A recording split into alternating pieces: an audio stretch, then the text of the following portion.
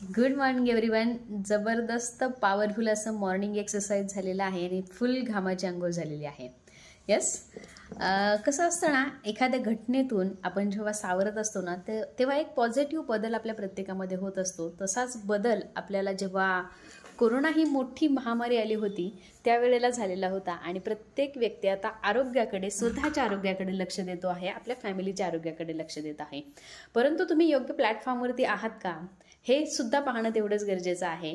आणि तुम्ही जर अजून योग्य प्लॅटफॉर्मवरती नसाल तर नक्की तुम्हाला सांगायला आवडेल मला, तुम्हाला जर मेडिकल फ्री आयुष्य जगायचं असेल किंवा येणारे जे रोग आहेत त्याच्यावरती जर तुम्हाला मात करायची असेल तर तुम्हाला फिटनेसमध्ये राहणं खूप जास्त गरजेचं आहे.